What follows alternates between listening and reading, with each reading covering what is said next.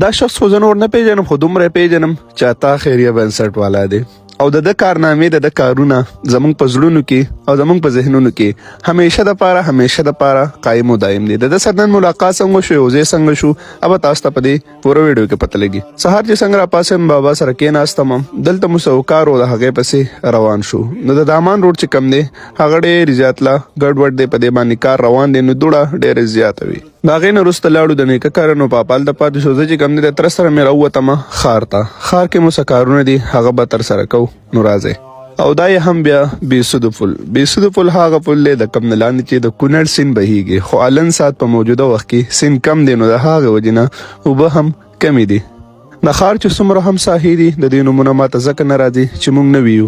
بله دویمه خبره ده چې موږ دلته نه ویو نو که زموږ په الفاظو کې څه لږ ډېر ښکته بره یي نو خیر دی تاسو هغه برداشت کوئ. وجه دا ده چې د 20 کالو یا د 23 کالو هغه ژبه په یو ورځ کې 2 ورځو کې واپس دې اړخ ته نه راوړي. څه وخت به خامخا اخلي. دې ویو دپاره زموږ یو رشته دار زموږ سره مدد وکړو. د هغې نه وروسته هغه را سره هم شو تره مې هم شو روان شو دی خوا د ښار اړخ ته. دلته یو زیرزمیني ده د موبایلو څه کار دی هغې پسې. د موبایل کار چې کم دی یو موبایل او هغې ته سافټویر کول په ټول بازار کې مو وګرځو خو ونه شو. دلته رالو دلته مو هم وکتو خو دلته هم څه نتیجه ورنه کړه. هغوی کارونه ډېرو نو ماتې نه اجازه واغسته او په 10 روپۍ باندې د سیتامې پورې په دې ټکسي کې کېناستم. تاسو خو به نور پر اشکو کې ځئ خو دا اوس ټکسي ده. دا د سیتامې روډ دی په ګس اړخ باندې مطلب په چپ لاس باندې سیتامه ده. ځان مې راورسو هسټل ته برډ هسټل ته. دا وهاب صاحب دی دی زما پسې ډېر زیات انخته وي په ګپ شپ کې. ما ته وایي چې تا زما داسې کلیک اخستی زه درنه اوس داسې کلیک اخلم او دغه زمونږ ورور اوس ورسره راپاڅېدو. خیر هلته مو ډېر ټایم تېر کړو د مازدیګر وخت شو نو راووتو بازار ته راووتو نو څه مو وکړل ځان مو راورسو سیتامې ته. سیتامې په منځ کې زمونږ اتا روډ چې کم دی هغه را رسېدلی د خپل ټیم سره د خپل ملګرو سره او دارو جماعت یې چې کم دی دا تقریبا 13 ورځې مسلسل دلته کې کیږي. په کم کې چې وریجې روټۍ خورما سالن سموسه او نور هم داسې څیزونه شامل وي. هلکان لګیا شول په خپل خدمت باندې خپل لوښي چوت کړه او په سرو کولو یې شروع وکړه.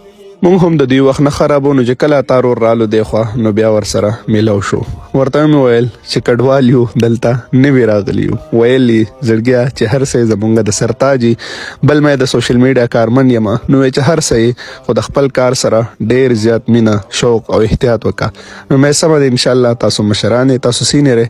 د هغې نه بعد وهاب صاحب ورسره هم ورته رغاړې وته دعوت مو هم ورکړو وایي چې هر کله وزګار شم انشاءالله درځو به وخت به درکو خو اوس الان ساعت مصروفیات ډېر زیات دي چې کارونه ترسره کړو نو بیا به ستاسو خواته خامخا حتما درځو.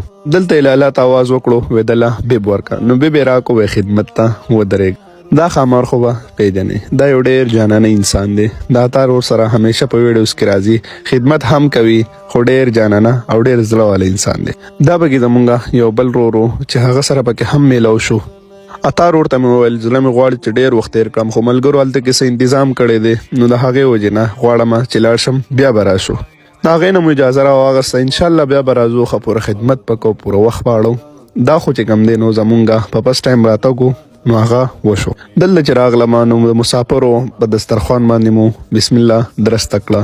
دا چې کوم دی ډاکټر صاحب دی دی له د چا خبره په خوب کې دی نو بس دلته د ملګرو انډیوالانو سره زمونږ نننی رو جماعت شو کېناستو. ډېر زیات زحمت یې کم کړ هم کړی. زه د دوی نه په دې وجه خفه یم چې تاسو هر کله چې زه راشم نو تاسو زحمت کوئ چې دا زحمت کوئ زه به بیا نه راځم او خنداګانې هم کېدې.